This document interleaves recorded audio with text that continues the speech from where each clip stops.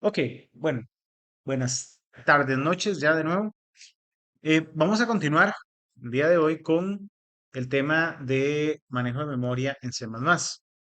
Repasando un poquito lo que vimos la clase anterior, vimos el tema de, bueno, ¿qué es un puntero? Que básicamente los punteros almacenan direcciones de memoria.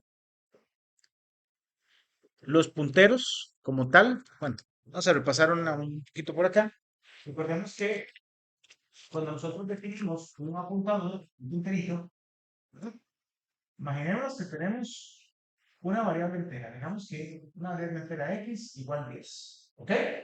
Nosotros podemos definir un puntero, por ejemplo, la sintaxis de punteros que es poner asterisco y podemos definir, qué sé yo, un puntero a x. ¿Ok? Hay una manera de inicializarlo nulo, porque nos había comentado que es el PTR para crear un puntero nulo. La manera en que nosotros podemos asignarle la memoria a un puntero de algo que ya conocemos, bueno, es mediante el operador ampersand, ¿se acuerdan? Con el ampersand le podemos extraer la dirección de memoria a cualquier estructura, con cualquier tipo de valor. ¿Ok? Entonces recordemos que los punteros como tal, lo que van a almacenar son direcciones de memoria. ¿Ok? Ok. Lo que nosotros podemos hacer referencia, por ejemplo, a lo que apunta un puntero, digamos, el puntero X, estamos haciendo referencia directamente al valor en memoria. Pues, por ejemplo, nosotros podemos hacer algo así como a lo que apunta X, asignarle 100. Entonces, en este caso, cambiando un poquito esta lógica, estaríamos cambiando el valor de nuestra variable X, cambiándola de 100, de 10 a 100. Claro que estamos accediendo directamente a lo que apuntan. Los punteros como tal, ¿verdad? Manejan direcciones de memoria. Entonces, algo como esto no podemos asignarle un valor porque nos daría error. ¿Verdad? Esto no se puede. Okay. También habíamos hablado un poquito acerca de aritmética de punteros. ¿Recuerdan un poco?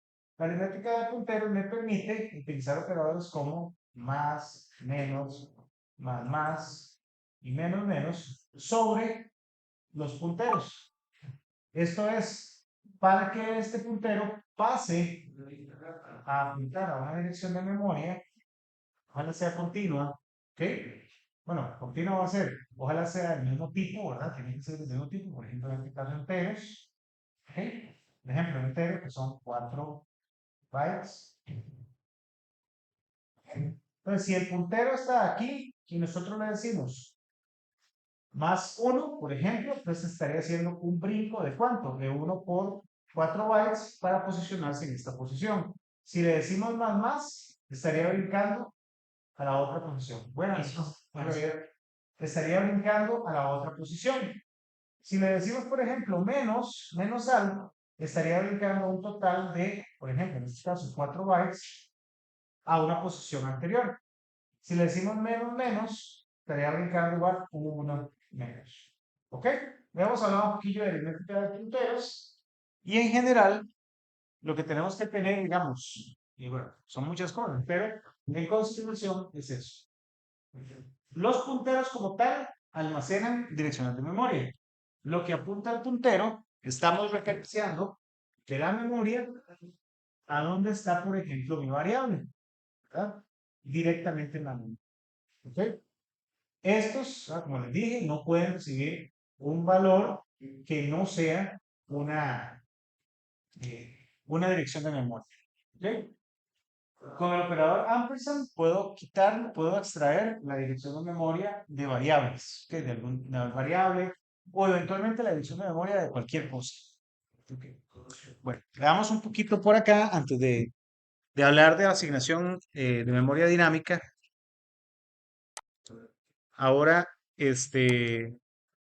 poquito antes, en la mañana, ahorita un poquito antes, en la tarde, mejor dicho, este, dentro de nuestra dentro de nuestro ejemplo que habíamos hecho, hemos cambiado un poquito acá. eh, yes, ok. Épale, ¿qué pasó acá?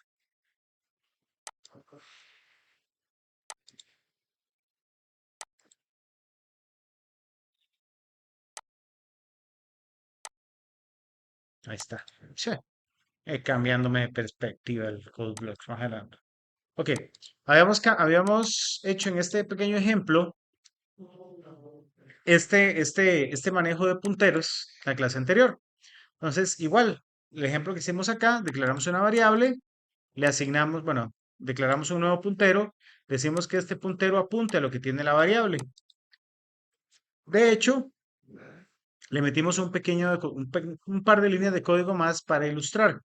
Una cosa es que no habíamos visto, ¿qué es, por ejemplo, si este es un puntero, qué será, por ejemplo, esto? Bueno, ese ampersand está muy triste, ¿verdad? ¿Qué será? La dirección en donde está almacenado el puntero. ¿Ok? Eso es dentro de la memoria. Los punteros, como les comenté, se guardan como en una especie de tabla o matriz.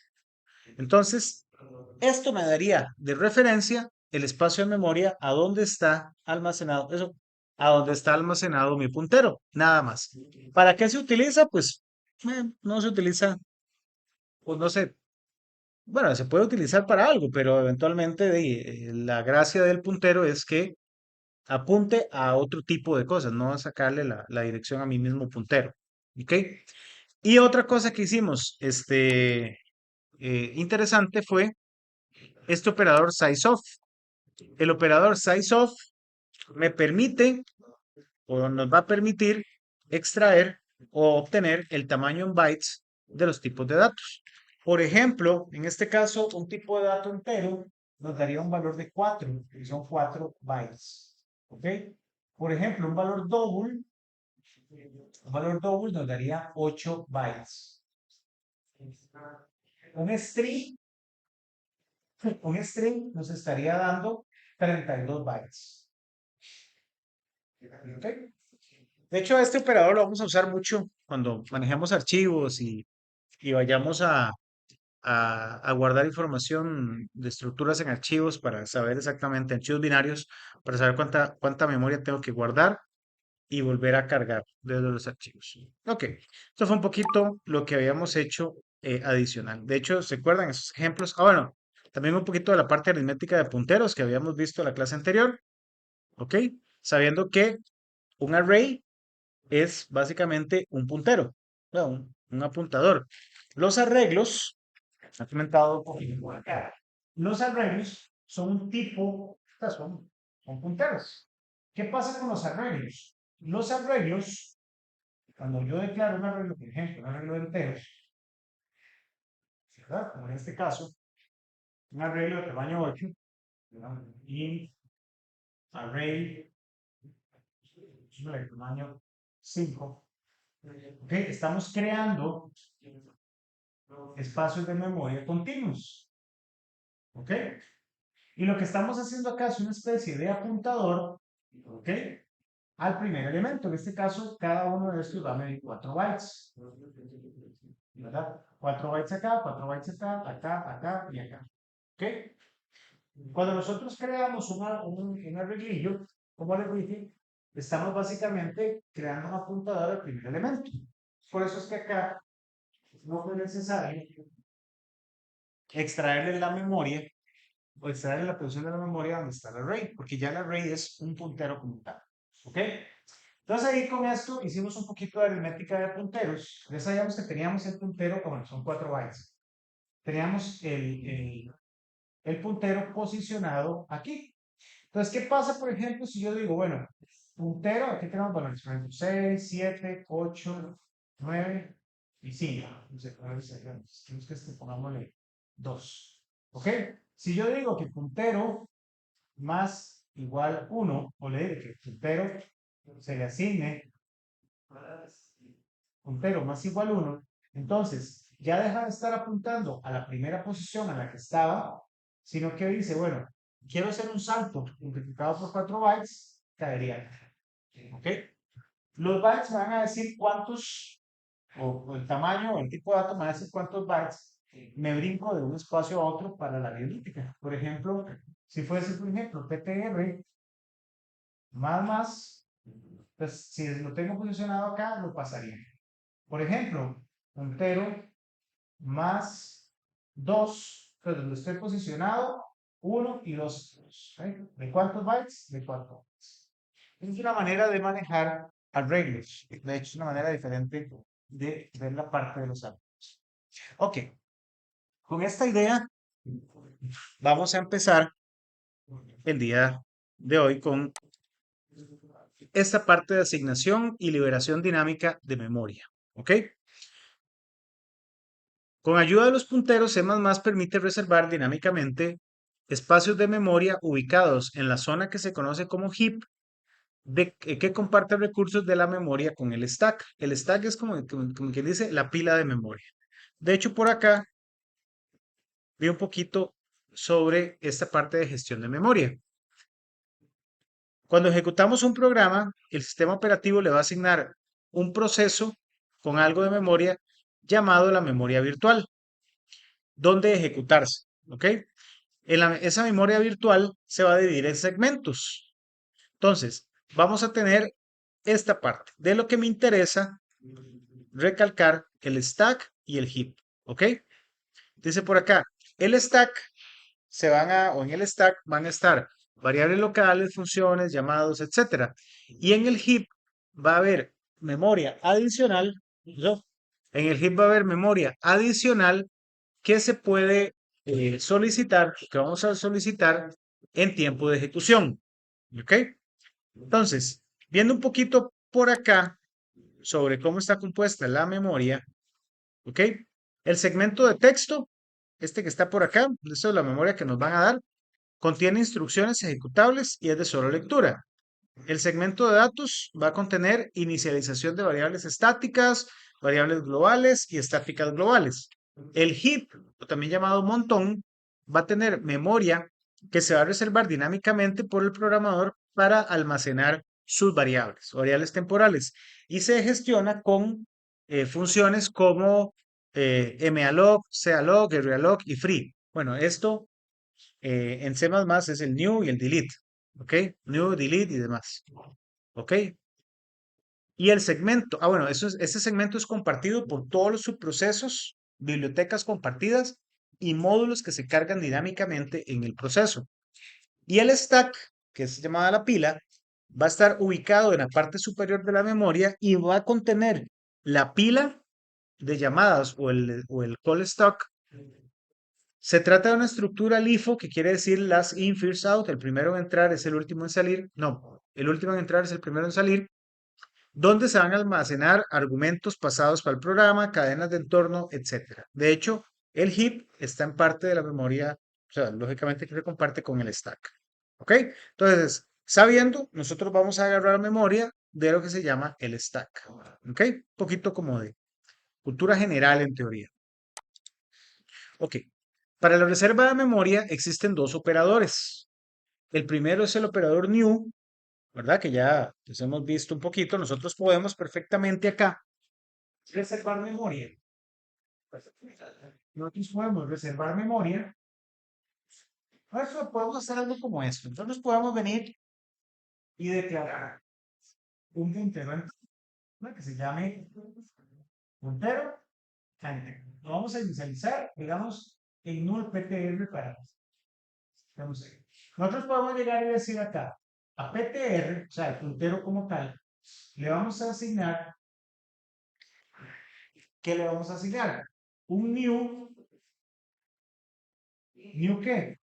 Un new entero, ¿verdad? Este nos permite también hacer cosas como esta, de una vez pasarle el valor, que es yo un entero que tenga 6. Entonces, ¿qué estamos haciendo? Estamos creando en el heap un espacio de memoria de 4 bytes. Estos 4 bytes lo sabemos porque estamos pidiendo que sea entero. ¿Ok? Estamos asignando un 6 y estamos dando un puntero para que apunte, valga la redundancia, a este apuntador. Así estamos pidiendo memoria de manera dinámica. ¿Ok? Esto súper bien nos permite gestionar la memoria de una mejor manera. Aquí el problema es que no existe, si no lo hacemos de manera directa, no existe ningún proceso que me vaya a eliminar esta memoria. Lo que sí pasa, si creamos, por ejemplo, y entero x igual 3, va la ejecución del programa, y cuando ya termina, digamos, al final de la ejecución, esto se elimina de la memoria, que bueno, ya el programa terminó. En cambio acá, no, en este caso no existe nada que se pueda llevar esa memoria en banda. Entonces vamos a tener que usar, adaptándome un poquito, un comando, una instrucción que se llama delete, ¿ok? Donde esto no es que se va, no es que vamos a agarrar el puntero y eliminarlo, sino que lo que vamos a hacer es que a lo que apunta, o sea, la dirección de memoria, la va a liberar, ¿ok? Eso es lo que es. Ok, entonces, ¿perdón? Para eliminar el puntero como tal. No, el puntero sí se va a eliminar Ok. cuando termina. Lo que puede hacer es asignarle null PTR. Entonces ya el puntero queda ahí y listo, ya queda ahí. Ya cuando usted termina la ejecución, el puntero, ese punterillo que tenía reservado se va a ir. ¿Ok? Para la reserva de memoria, como les comenté, existen dos operadores. El primero es el operador new, que se usa para reservar posiciones individuales de memoria de tamaño del tipo de dato que se va a alojar en la memoria. Y el segundo es el operador new con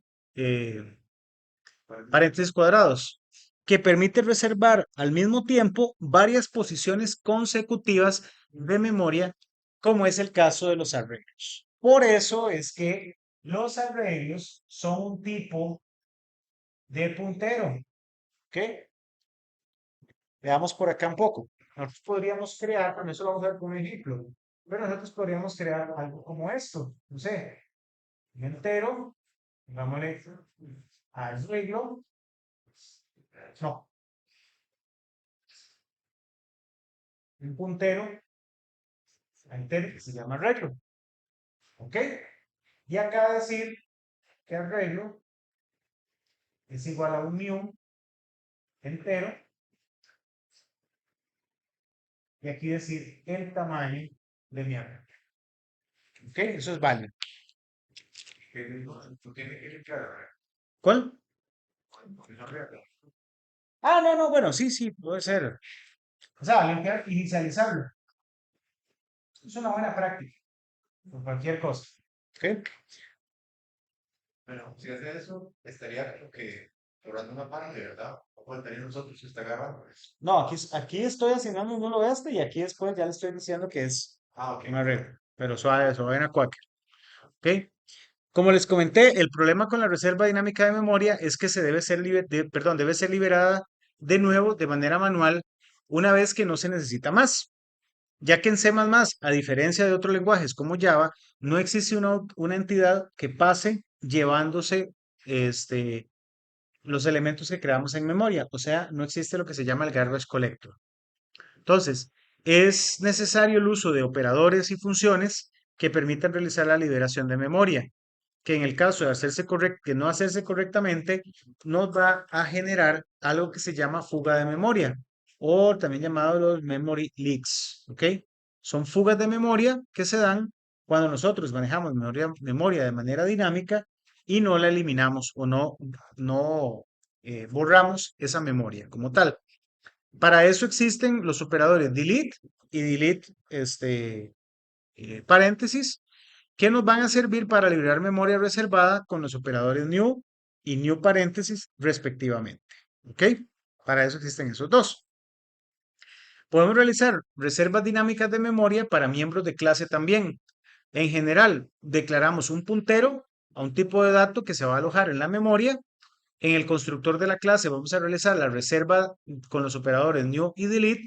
Y en el destructor deberíamos implementar la liberación de memoria con los métodos o con los comandos con las directrices delete y delete paréntesis respectivamente en ese caso.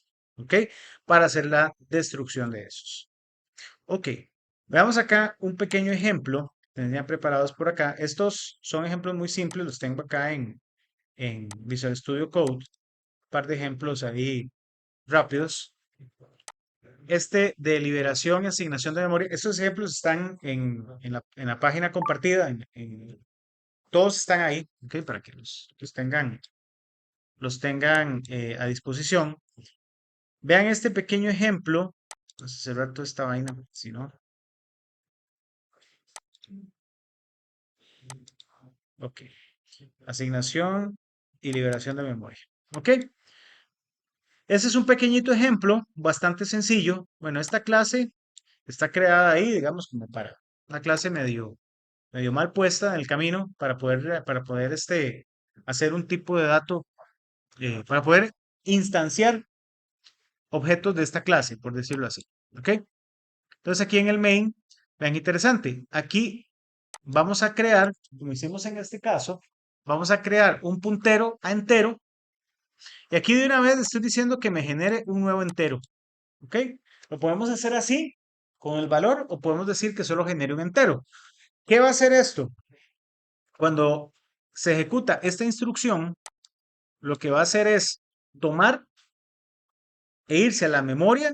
Recuerde que es Random Access Memory, memoria de acceso aleatorio, y el computador, el proceso, el CPU, le va a asignar una dirección de memoria, un espacio, y le va a asignar un largo de 4 bytes para meterlo. ¿Ok? Eso es lo que hace ahí. Ahora bien, a lo que apunta automáticamente esto va a ser asignarle el nuevo entero y le va a asignar la memoria, o sea, la dirección de memoria al puntero como tal, que hace todo este proceso, ¿verdad? Ok, entonces ahí estamos creando ahora bueno, creamos el apuntador, un apuntador simple con el comando, con el new, y vamos a asignarle a lo que apunta ese puntero 150. ¿Qué estamos haciendo? Accediendo a ese espacio de memoria donde hay un entero y cayéndole con el valor de 150. Eso es lo que hace. Ven que aquí no declaré la variable como tal. Declaré el apuntador a la variable. Es una manera de manejarlo también. ¿Ok? Vean este que interesante. En este caso particular, estamos creando un nuevo puntero a flotantes. ¿Ok? Y le estoy asignando un nuevo flotante, pero, vean qué interesante, de tamaño 5. Estamos haciendo un proceso similar, solo que ahora estamos pidiendo flotantes, son 4 bytes también, ¿ok? Y estamos declarando el puntero, en este caso PTR3, creo que se llama, ¿sí? PTR3, y estamos diciendo, bueno, aquí va a haber espacios continuos, tamaños de 4 bytes para flotantes, ¿verdad? Y 4 bytes, aquí hay 4 bytes, y así para cada uno de estos otros. ¿Ok? Entonces, ya el puntero no solo tiene uno, en el caso aquel, sino que tiene 5 elementos de memoria continuos, este, creados a partir de esa instrucción de new float de tamaño 5. ¿Ok? ¿Qué ventaja tiene hacerlo así? Bueno, va a asignar los espacios de memoria de manera continua. Si yo creara 5 floats de manera por separado, los va a ir asignando a donde caiga. Esto es igual que declarar un arreglo de tamaño 5, o sea, una declaración normal de un arreglo de tamaño 5. Le va a asignar los mismos espacios bueno, no los mismos espacios, pero va a tener el mismo comportamiento de asignar espacios de memoria continuos. ¿Ok? Y en este otro, también hay una asignación dinámica de memoria, pero de una instancia de una clase o de instancias de clase. ¿Ven? Vean que el puntero tiene que saber a qué tipo de dato va a apuntar, tanto entero, float y qué. ¿Para qué? Para que sepa de qué tamaño es el bloque de memoria apuntar, ¿verdad? O sea, cuánto me tengo que desplazar si son 2 bytes, si son 4 bytes, si es un byte, si son 8 bytes, o 32 o 16, para que sepa exactamente cuánto es. Por eso es el tipo, por eso es que es importantísimo que los punteros tengan un tipo de dato, para que sepan el tamaño que ocupan en memoria. ¿Ok? En este caso particular, vean, estamos creando otro arreglo, digamos, de puntero, un arreglo asociado a un puntero con la asignación dinámica de memoria con el new y el tema de los paréntesis. Y vean qué interesante este código. Vean acá. Acá estamos accediendo a elementos de un arreglo y en ningún momento estamos utilizando digamos, el algoritmo o la técnica tradicional de recorrer un arreglo, porque ni siquiera el arreglo tiene un ID. O sea, estamos recorriéndolo con punteros. ¿Ok? Sabemos que PTR3 es un apuntador, es un puntero a algo de tipo double, un arreglo de tipo double. Entonces, yo puedo hacer cosas como esta. Voy a quitar esto un poquito acá para que no haga aquí. Ok, yo puedo hacer cosas como esta. Al puntero 3, que es este, más i. Recuerden la aritmética de punteros, ¿ok? Siguiente posición o la posición siguiente. Como i empieza en 0, entonces i va a ser, la primera va a ser la posición inicial. PTR más 0 se le va a asignar 0 por 2.15. Esto es un valor ahí que les puse, poner un valor, nada más. ¿Ok? Y vean acá vamos a imprimir lo que apunta el puntero más i, o sea, lo que quedó apuntando este. ¿Ok? Si nosotros creamos ahora los, los, este, eh, estos punteros y asignándoles memoria dinámica con new, tenemos que sí o sí irnos y darles el delete respectivo. ¿Ok? Entonces hay que eliminar este para poder eliminar este entero que creé. Hay que eliminar este, ¿verdad? El PTR3 para eliminar este otro arreglo de elementos en memoria. Y hay que también eliminar este otro. La lógica con este otro es bastante similar. Vean acá, estamos creando objetos de tipo myClass y los estamos igualando a lo que tiene el puntero. Aunque estos objetos de tipo myClass no tienen nada, o sea, no está haciendo nada, simplemente estoy tirando de memoria a lo loco. Y después lo estoy o lo estamos borrando acá. ¿Ok? Y podemos dejar esto ahí así para que lo tengan ahí. Entonces, si yo corro esto, es bastante sencillo el tema de lo que va a suceder en memoria. ¿Ok? Vean acá qué interesante.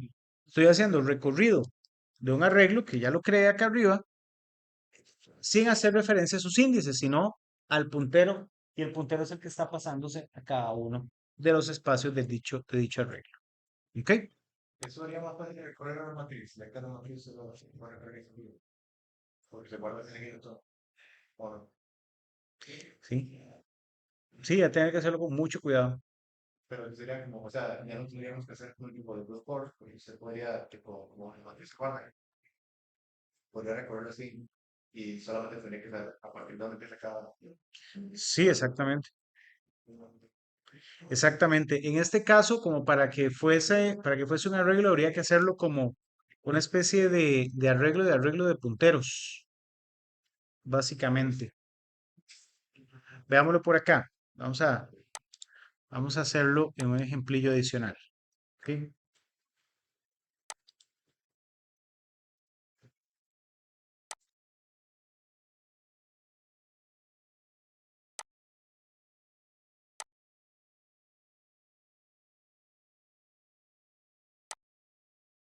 Cerrar. A veces me pasa esto por acá. File.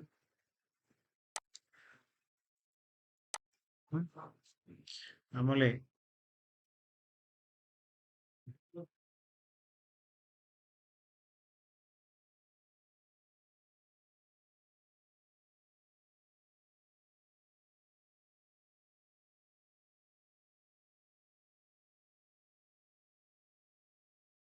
Ay, pucha, puse lo que no era ahí. Pero a lo mejor fue que lo pegué. Aquí está.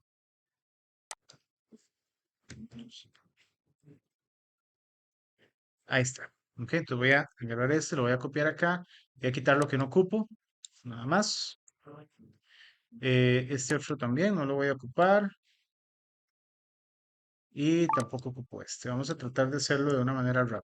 Vamos a decir que cada uno de, bueno, este elemento, dámosle, este ya no es, ¿verdad? Y vamos a trabajar con este. ¿Ok? Vamos a intentar hacer una matriz. A ver cómo nos sale. A ver si es viable. ¿Ok? Entonces, ok. Entonces, de primera entrada no se puede, ¿verdad? No podemos decirle, no, yo creo que sí podemos. Dame un segundo por acá para ver acá, que sea de tamaño de 4 y 4. Yo creo que sí lo va a poder hacer. ¿Ok? Ah, no, el new no, no se puede utilizar para hacer una inicialización de ese tipo. Entonces, dejémoslo así. ¿Ok? Ahora bien, esto nos sirve. ¿Qué deberíamos hacer acá? Acá deberíamos indicarle a cada uno de estos amiguines. Entonces, en este caso, hay una cuestión ahí que tenemos que ver, porque sí, como ustedes se lo va a guardar como un solo chirrión. Entonces, lo que tenemos que analizar ahí es que eso tiene un puntero. Saber una cosa. Habría que crear una matriz para cómo crear. Sí, hay que verlo ahí. Sí, el new no me va a servir para esto. Entonces ahí tendríamos que hacer un puntero de punteros.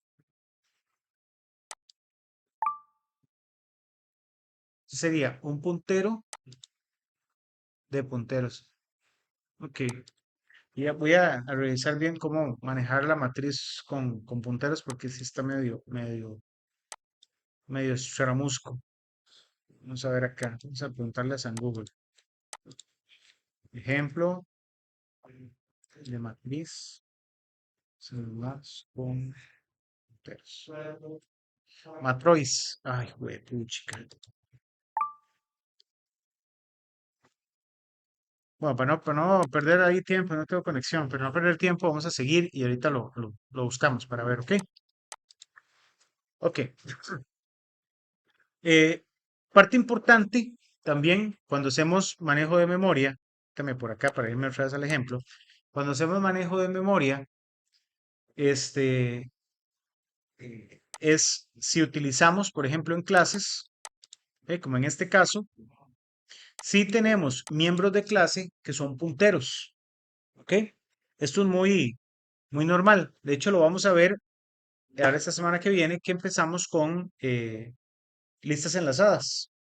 De hecho, los elementos miembros de las clases que van a ser los nodos de las listas enlazadas van a ser apuntadores, apuntadores a ellos mismos, o apuntadores a estructuras que son ellas mismas. Ahí está, me voy, me pongo, me quito y me voy. ¿Ok? Entonces, cuando nosotros generamos o tenemos una instancia, podemos hacer esto perfectamente, ¿ok? Tenemos una instancia o un puntero, mejor dicho, como una variable miembro de la clase o un atributo. Es importante que en el constructor, esto está creado así de manera rápida, ¿ok? De la clase y aquí mismo en este archivo invocamos o hacemos la implementación. Entonces, es importante que el constructor sea quien vaya a inicializar, o sea, vaya a generar los news, o sea, las asignaciones de memoria de esos punteros. Por ejemplo, en este caso, bueno, hicimos un pequeño ejercicio enviando el primer parámetro, la primera, el primer constructor con parámetros vacíos, el segundo constructor con un valor entero y el segundo constructor con una instancia de una clase, con la referencia a la instancia de una clase. ¿Se acuerdan que hacía el const? Si yo envío algo const y envío una referencia, no, más bien no permite que lo toquen, no permite que lo modifiquen, ¿ok? Eso es por si las moscas, ¿ok? Entonces, el constructor va a tener la responsabilidad de hacer el new. Por ejemplo, en este caso, cuando no tiene parámetro, new int con 0, ¿ok? En este caso, por ejemplo, con parámetro, new int igual a, que es el parámetro que están enviando, y este otro, que es el ejemplo que vimos, recibiendo una instancia, bueno, una referencia más bien, de la clase. Entonces va a ejecutar y dice lo que apunta esto en la posición PTR. ¿Por qué? Porque esto es, eh, aquí vacilón, ¿verdad? Por ser la misma clase, ella sí se puede, y es cierto, ella sí se puede, eh, digamos, acceder a los miembros private, ¿ok? De hecho, yo lo había cambiado para cambiarlo un poquito por acá. ¿Ok? Entonces, lo que hace es inicializar este constructor, esta clase con el valor que tiene PTR en este, o sea, lo que apunta eh, este puntero, que es miembro de la clase que estoy recibiendo como referencia, para inicializar el que tengo. Recuerden que esto es a lo que apunta este amiguín. ¿Ok? Esos son los tres constructores como tal. Y algo importante, lo que vamos a construir o lo que vamos a inicializar con new dentro del constructor en cualquier momento, el destructor tiene que sí o sí destruirlo. Ejemplo, si aquí tengo más elementos, aquí en el destructor tendría que destruirlo. Tendríamos que ponerles el delete porque si no, habría fuga de memoria. ¿Ok?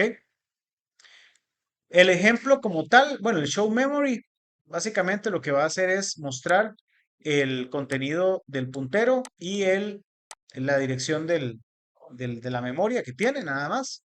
Y en este ejemplillo, estamos creando tres instancias de mi clase, una con parámetro base, una con constructor sin parámetro, una con constructor con parámetro entero y una que es el constructor con la referencia de esta otra clase que acabamos de crear, o sea, igualando a 15 el valor.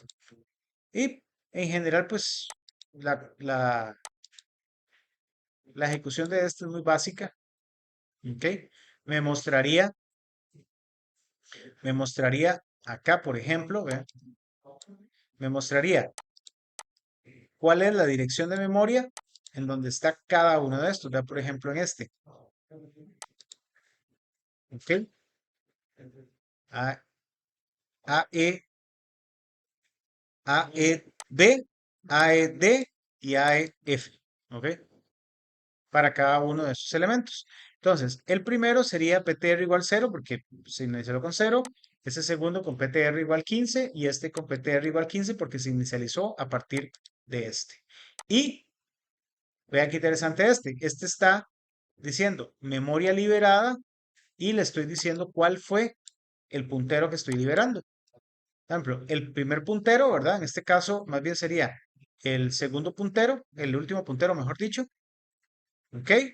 Todo va a ser el orden con el que yo los haya llamado, a final de cuentas, ¿verdad?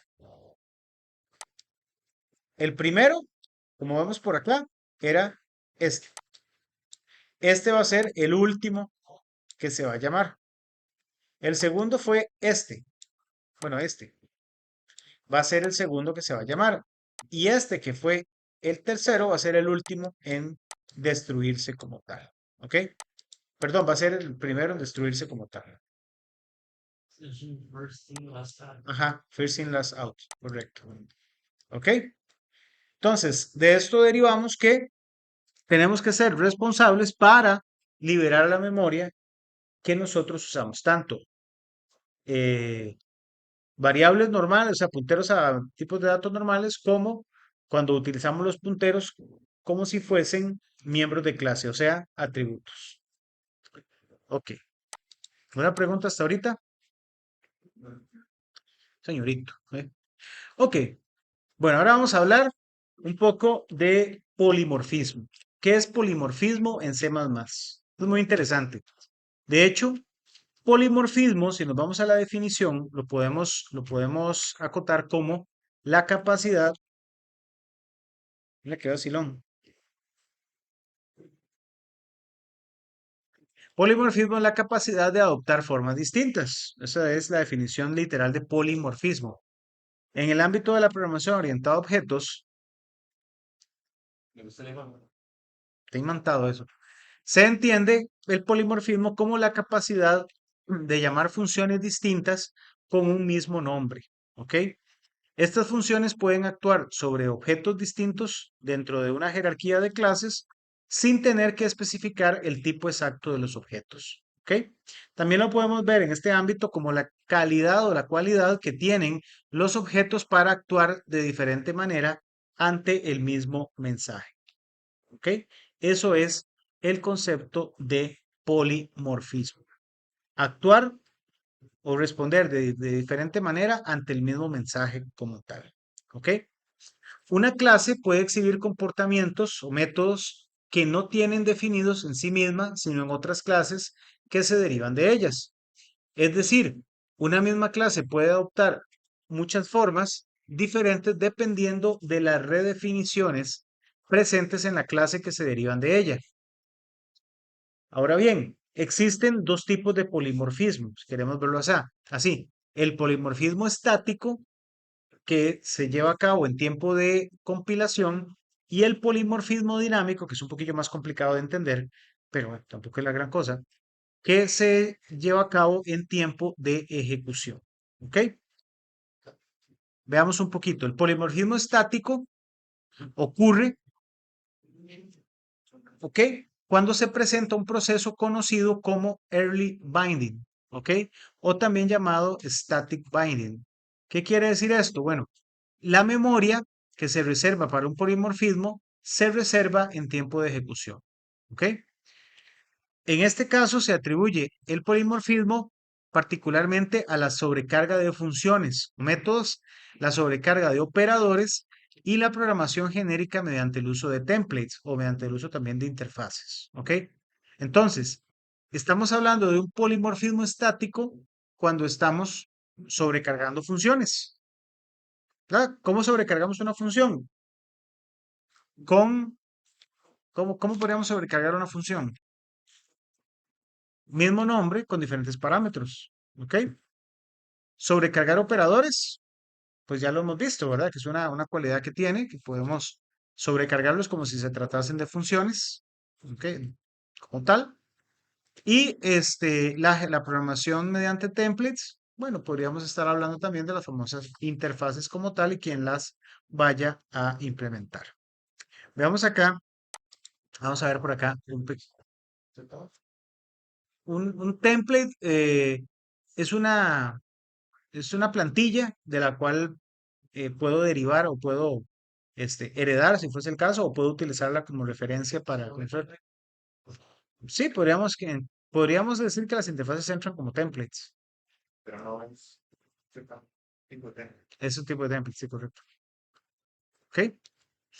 Ok, entonces, perdón, vamos a hablar acá ahora de, antes de entrar a la parte de los ejemplos, del polimorfismo dinámico, que es el que varía un poco.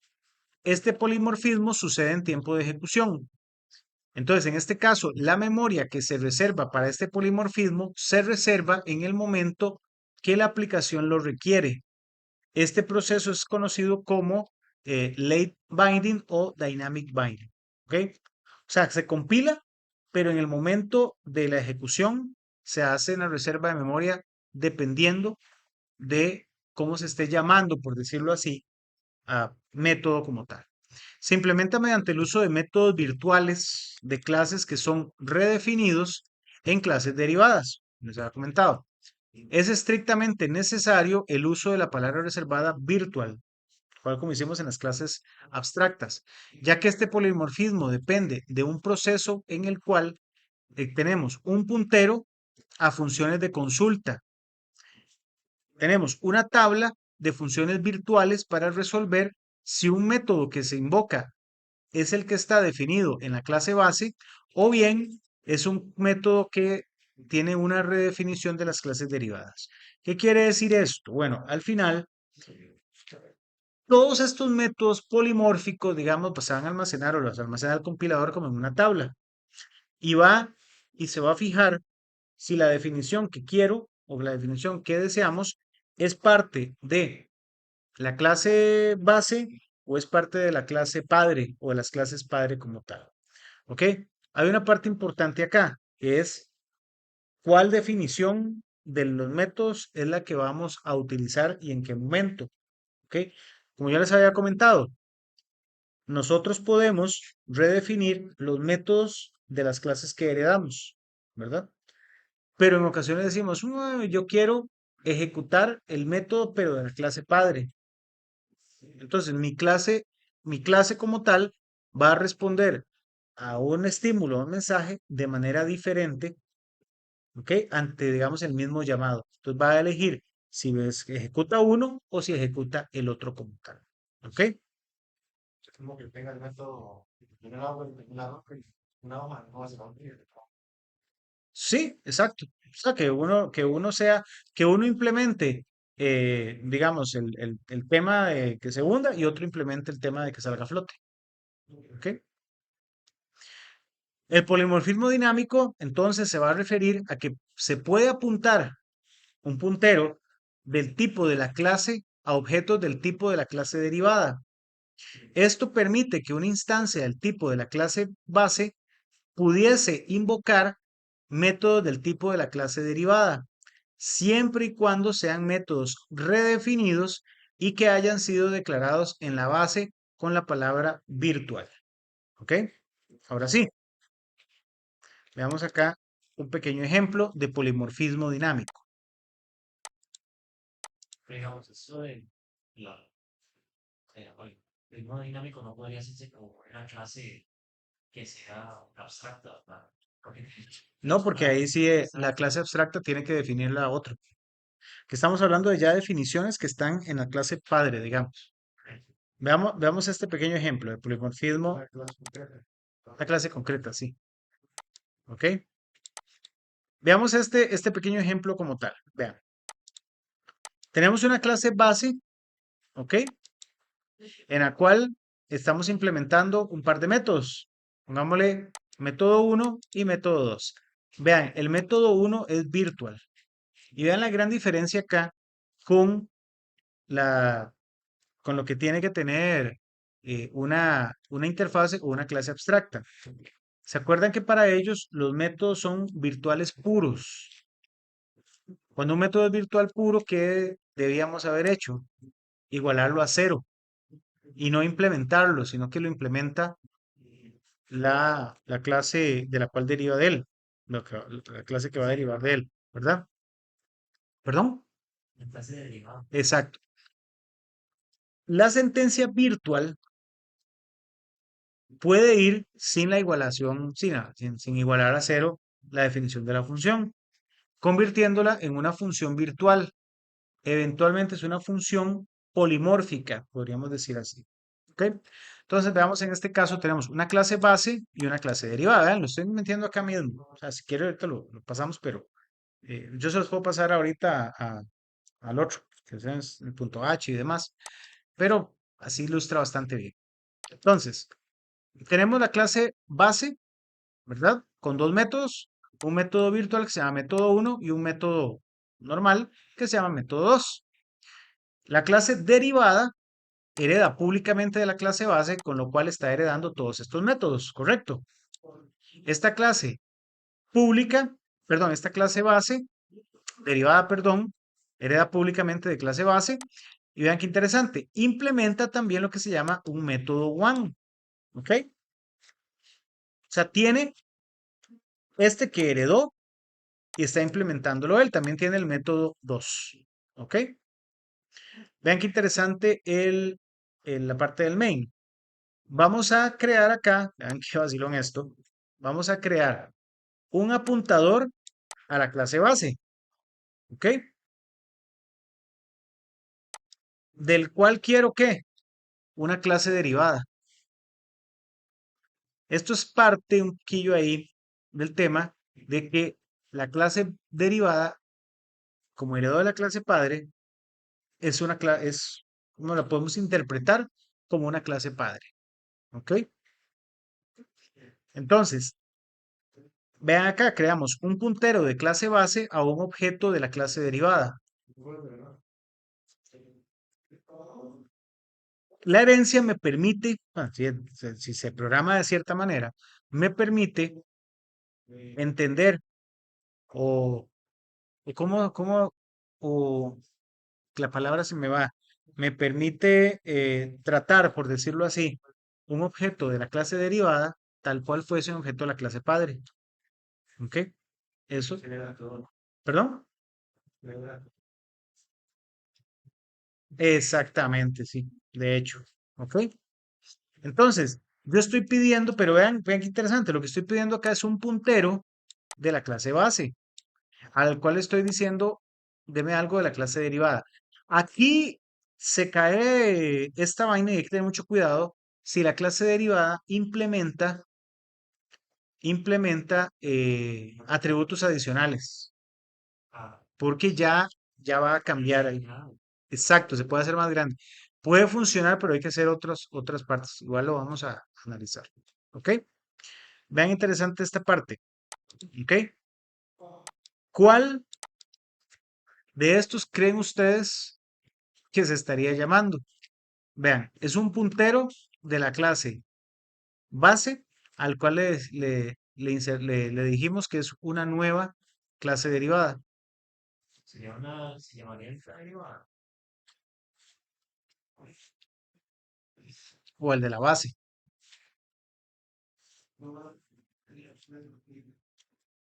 Por eso es que es básicamente C++, porque eso a veces es medio.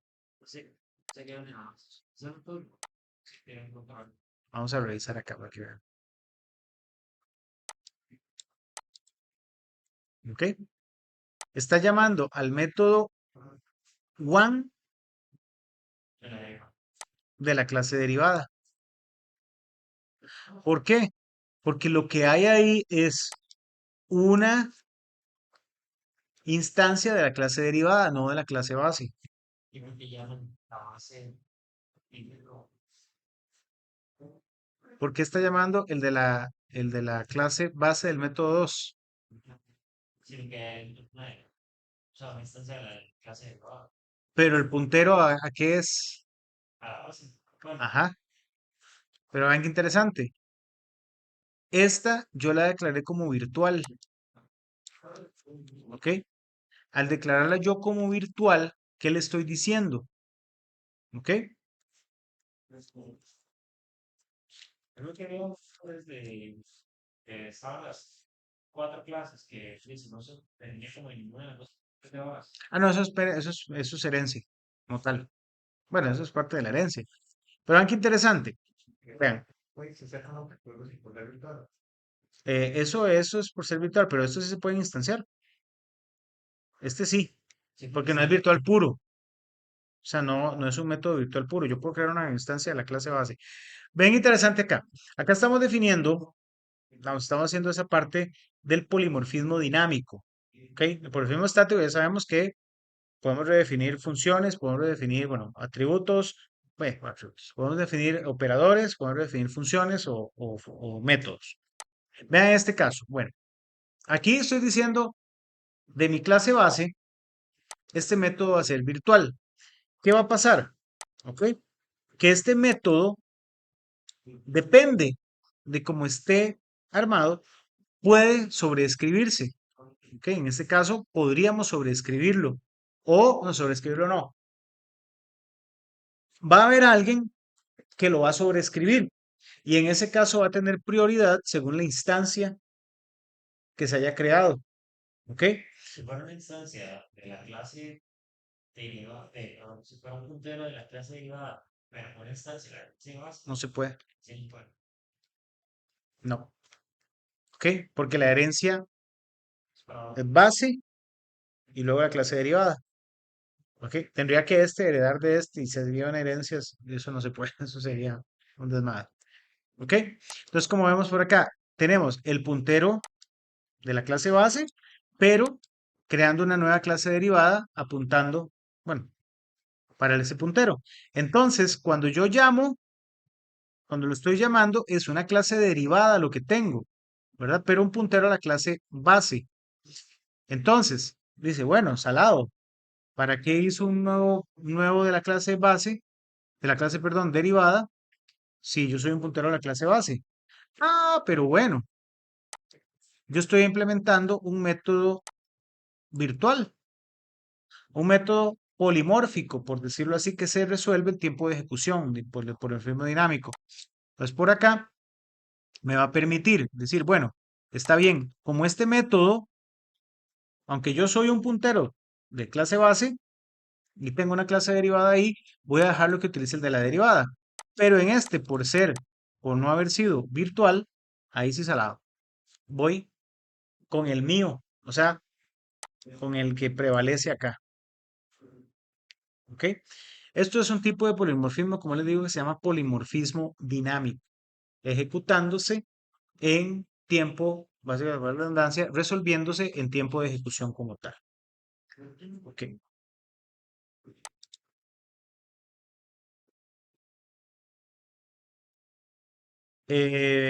Vamos a ver, cuando se apunta un puntero de la clase base a un objeto de la clase derivada, que explicamos mejor, C++ invoca los métodos no virtuales de la clase base y busca en la tabla de virtuales las redefiniciones de los métodos virtuales, que es el caso que acabamos de ver. O sea, cuando, dice por acá, cuando se apunta un puntero de la clase base, como decimos, a un objeto de la clase derivada, C++ invoca los métodos no virtuales de la clase base, como vimos ahorita, y va y busca si hay redefiniciones en las clases derivadas para ejecutarlos siempre que sean virtuales.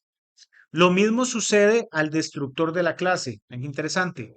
Si no se especifica que el destructor sea virtual, entonces C++ solo va a invocar el destructor de la clase base, que es del tipo de puntero, del puntero como tal.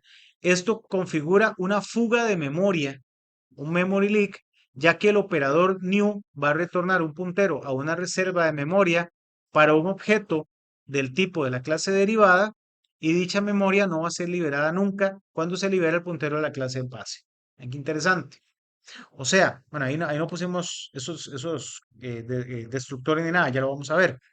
Es necesario que al implementar un polimorfismo dinámico, el destructor de la clase sea virtual. ¿Ok? Veamos esto con un pequeño ejemplo acá. ¿Qué tenemos todo aquí? Aquí no hicimos ni destructores ni nada. Aquí esto se fugó ahí a lo loco la memoria. Pero vamos a ver este en general. Vean acá vean acá. Entonces, perdón. Vamos a implementar acá una clase base y vamos a implementar una clase derivada. ¿Ok? Veamos por acá. Nosotros tenemos, perdón, nosotros tenemos por acá nuestra clase base, nuestra clase derivada, constructor de la clase derivada, de la clase, perdón, base. Igual con los constructores. ¿Qué pasa acá? Yo puedo tener un destructor, ¿ok? De la clase base, pero virtual. ¿Qué va a pasar con esto? Vamos a ver primero esta ejecución sin nada. Acá esto es muy sencillo, nada más estoy haciendo la misma matrámbula que hicimos ahorita de crear un puntero de la clase base con una instancia de la clase derivada. ¿Ok? Y borrarnos el puntero. Vamos a ver qué pasa acá con el llamado de los constructores. Constructores y destructores. ¿Ok? Antes de todo, ¿para qué? Antes de todo eso les decía hacer la pregunta, pero bueno. Vean acá qué interesante. Se está llamando al constructor de la clase base. ¿Ok? Y se está llamando al destructor, perdón, al constructor de la clase derivada. ¿Verdad? Todo bien. Eso está correcto. Pero ¿qué está pasando a la hora de irnos a destruir? A la hora de irnos a destruir. ¿Qué se está destruyendo nada más?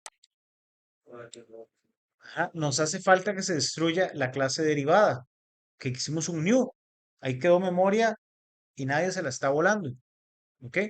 Pues para eso vamos a implementar un destructor de la clase base, pongámosle aquí virtual.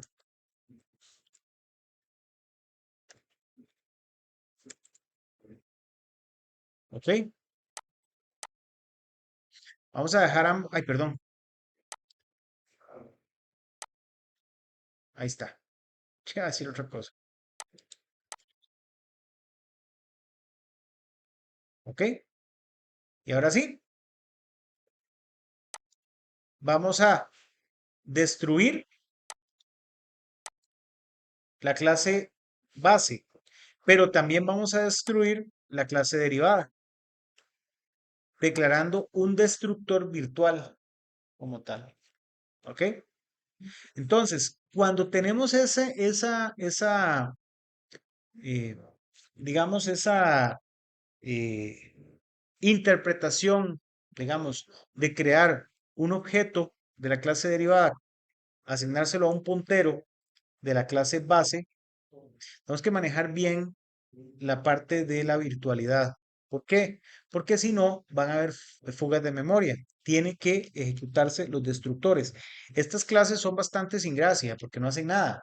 Pero ¿qué pasa si estas clases implementan atributos y demás? Entonces, sí o sí, tenemos que eliminarlas.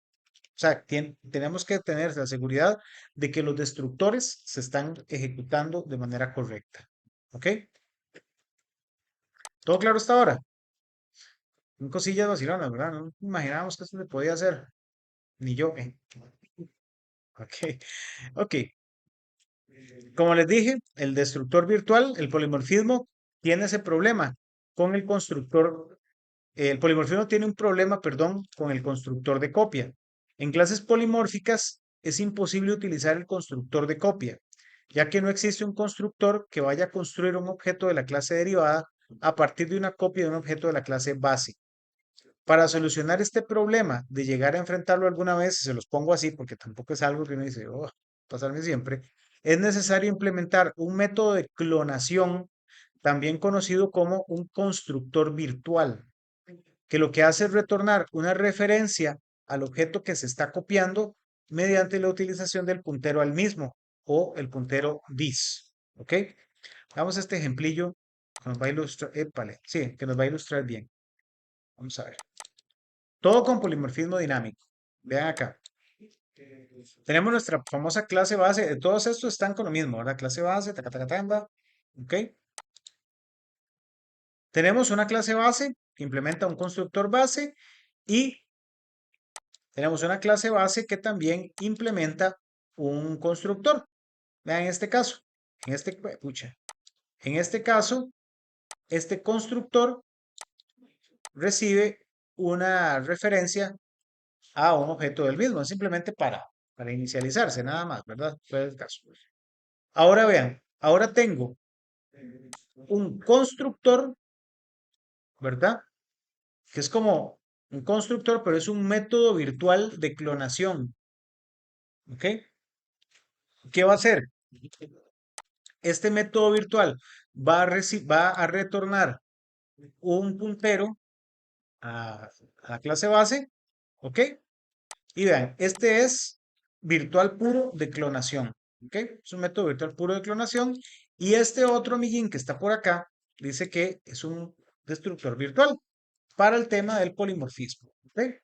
Ahí bien. Esta clase no es una clase, no es una interfase, es una clase abstracta. De hecho, no puedo, no puedo crear un new de base porque esto me lo va a frenar, sí o sí, ¿ok? La clase base La clase base, ven qué interesante. La clase derivada, perdón, hereda públicamente de la clase base, tiene su constructor, par de constructores ahí, uno por default y uno que recibe una instancia de la clase derivada, y también tiene un método de clonación. Vamos a ver para qué funciona.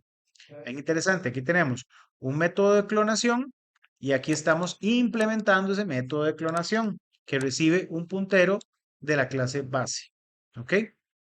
¿Qué va a hacer este método? ¿Qué va a hacer este método de clonación? Bueno, va a retornar un new una nueva clase derivada a partir de ella.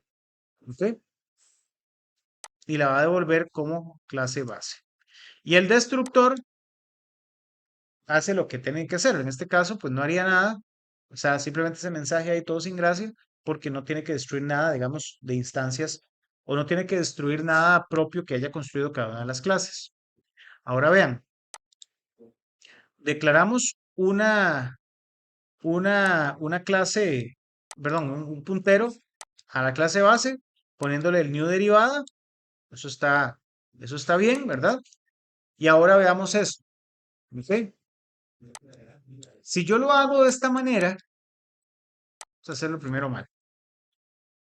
Si yo lo hago de esta manera, ¿ok? Estamos intentando crear una nueva clase derivada a partir de el puntero de la clase base. Esto no funciona, ¿verdad? Primero que nada, ¿verdad? Estamos tratando de llamar a este constructor, pero no tenemos un puntero de la clase derivada, por eso es el problema. Entonces, para eso haríamos algo como esto. Declarar un nuevo puntero, o sea, para declarar otra clase, un nuevo puntero, pero decimos que clone este otro amiguín. ¿Ok? ¿Para qué se clona? Para poder usarlo como si, o sea, para poder trabajarlo y no tenga este problema de que estamos trabajando con un objeto de una clase derivada mediante o referenciándolo mediante un apuntador de la clase base. ¿Ok? Porque era una manera de llamarme. Exactamente, sí. No se puede el punto. ¿Ok? Y acá nos volamos este y por lo que veo no me volé el otro. Me lo estaba haciendo. ¿Ok? Y aquí decimos delete. Es más, llamémoslo así, porque este delete va a tener que invocar a los destructores.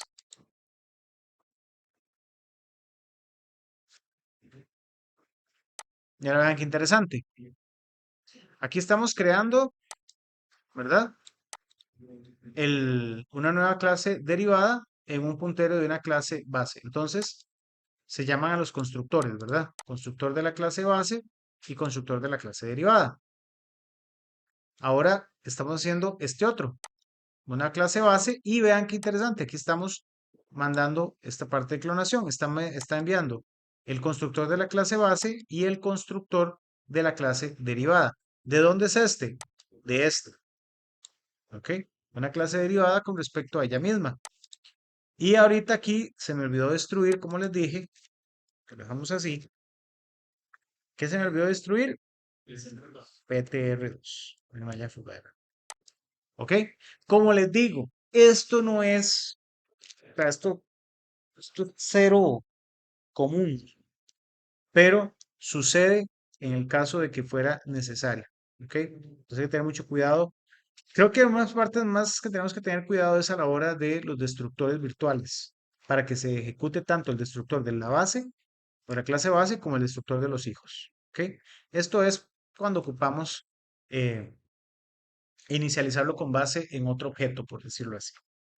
Ok, ya nos queda poquito. Nos queda el override. ¿Qué es el override? Bueno, el override no es una palabra reservada del lenguaje C++.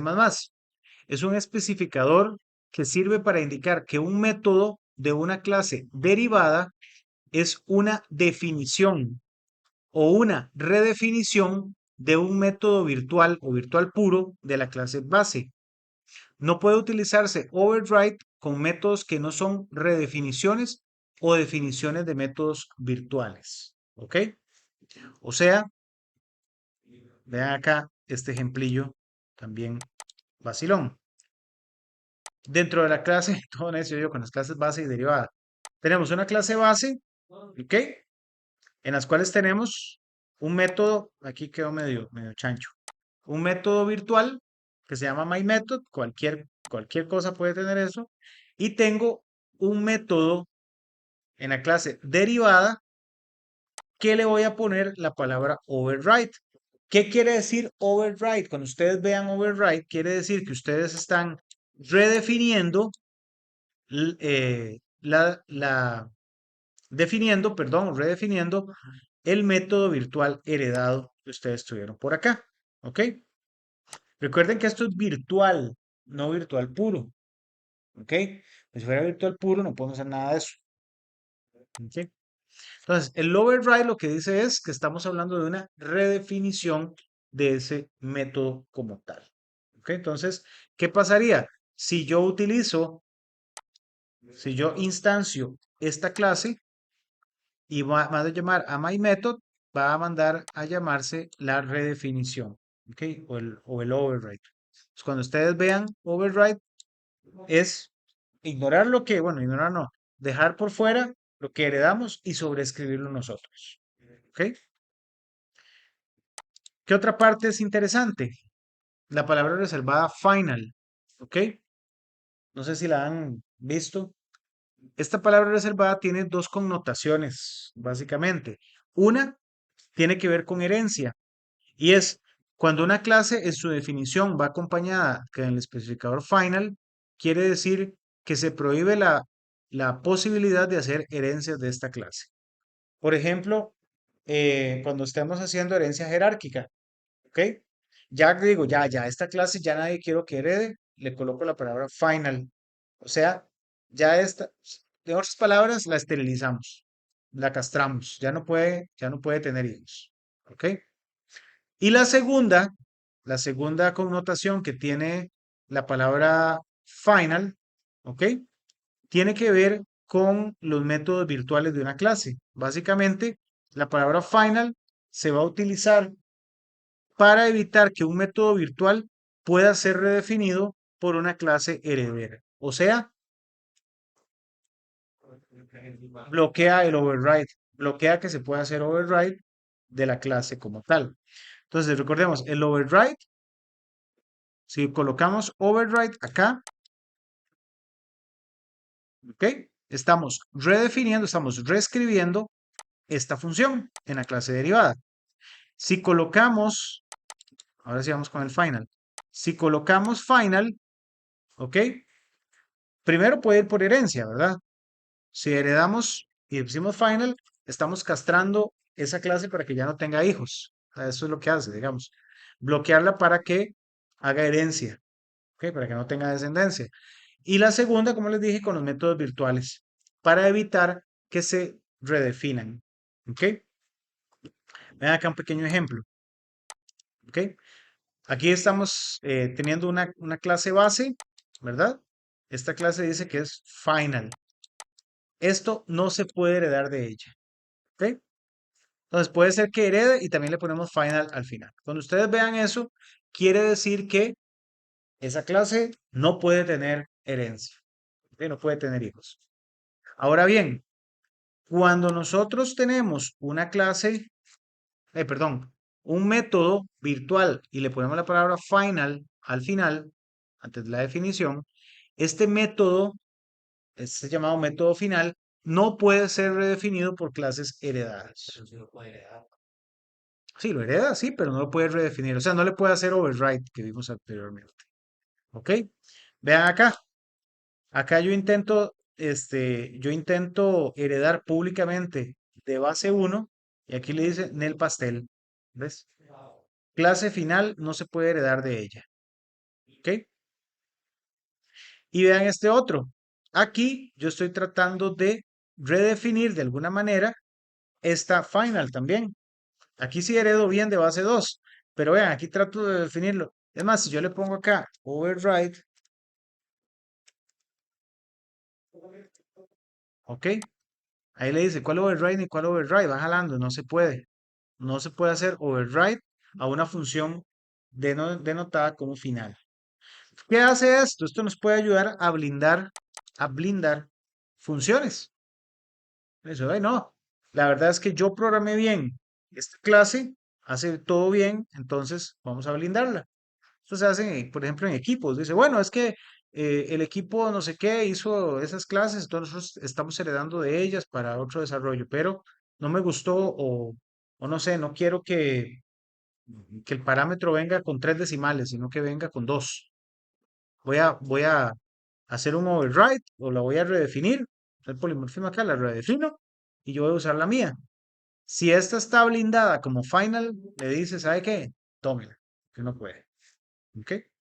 Esto es básicamente lo que hace el override y el final.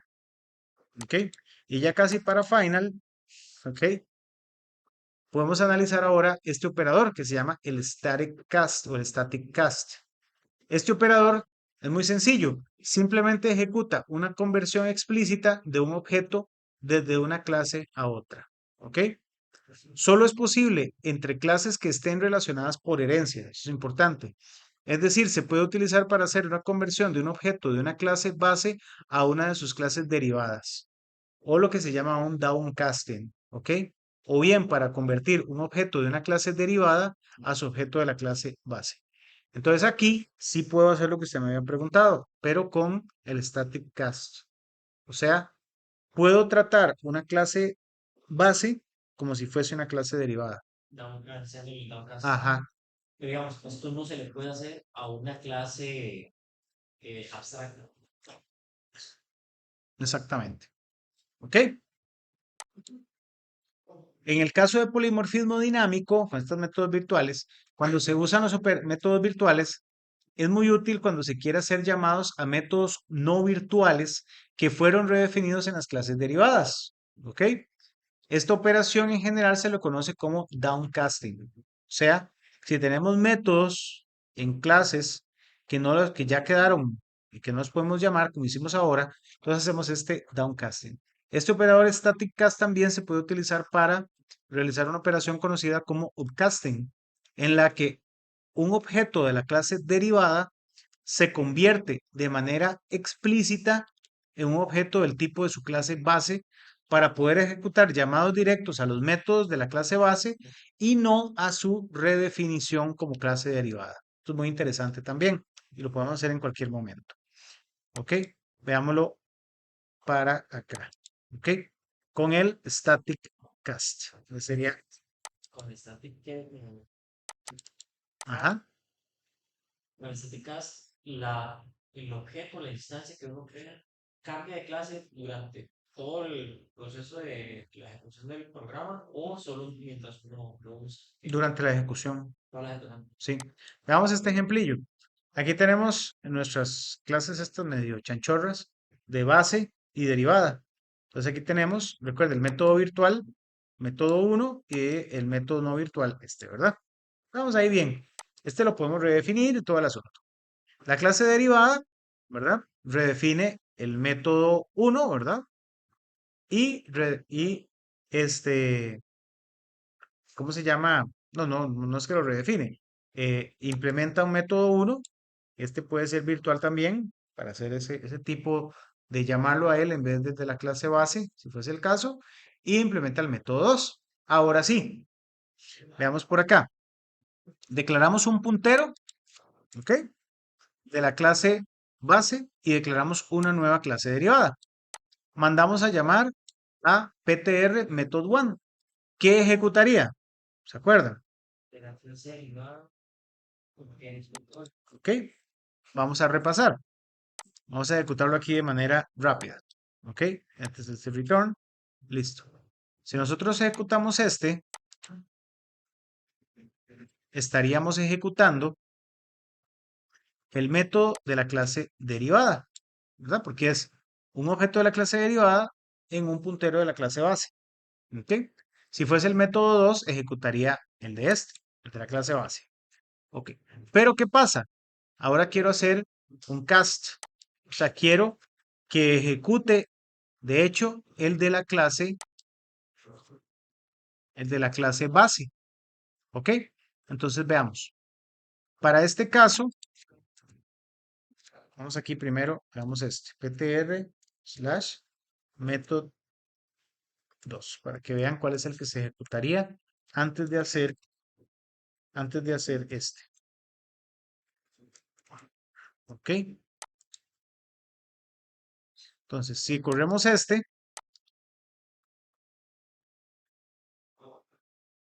¿ok? Ejecuta el de la clase base, pero ejecuta el método 2 de la clase derivada. ¿Por qué? Porque es un puntero de la clase Clase. base, perdón. Y es, y este le permite ejecutar, por ser virtual, este le permite ejecutar el de la clase derivada, pero el método 2 ejecuta el de la clase base. ¿Qué pasa si yo quiero ejecutar el método 2, pero de la clase derivada? Ahí utilizo lo que se llama el static cast. Con el static cast, digo, bueno, hago mi static cast ¿de qué? De un puntero a derivada. ¿De qué? Del puntero a método 2. Vean la diferencia.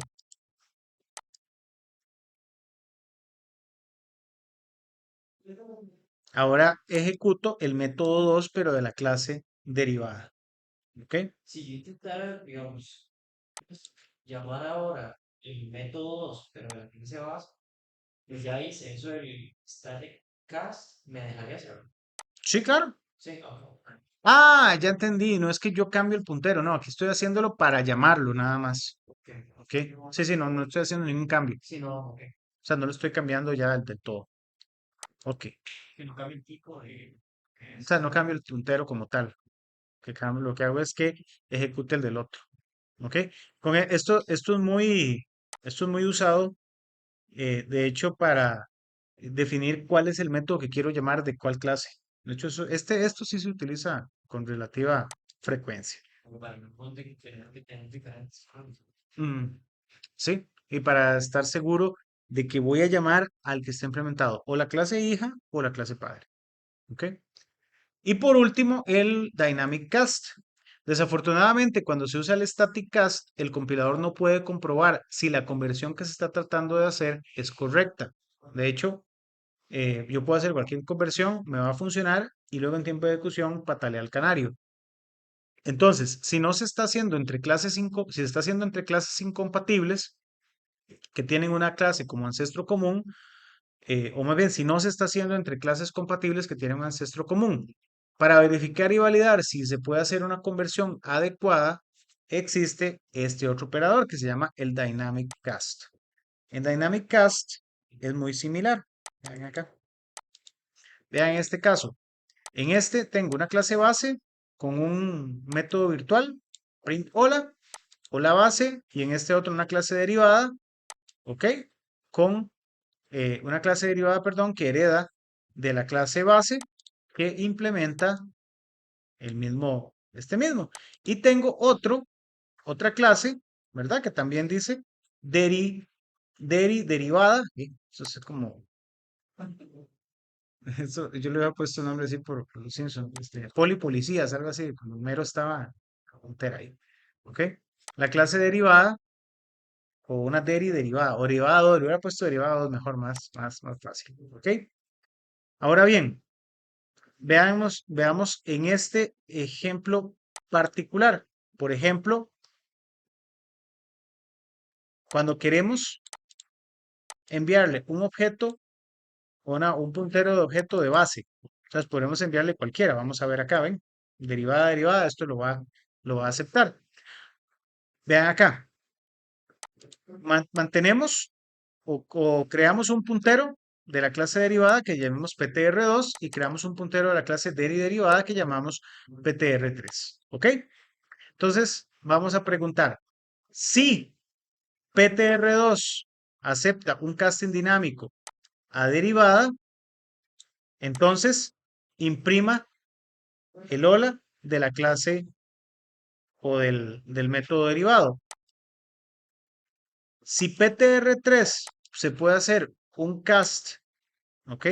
De derivada del objeto que tengo, entonces imprima el que tiene. Esto básicamente me va a volver true si se puede hacer el cast como tal, ¿ok? El ejemplo como tal también es bastante sencillo. Y lo ejecutamos, ¿ok? Vean qué interesante acá. Lo bueno acá es que estamos declarando una función, un método como tal, una función que recibe un objeto, de la clase base, ¿ok? Y aquí le estoy enviando un objeto de la clase derivada y un objeto de la clase derivada 2 y ambos los está obteniendo bien.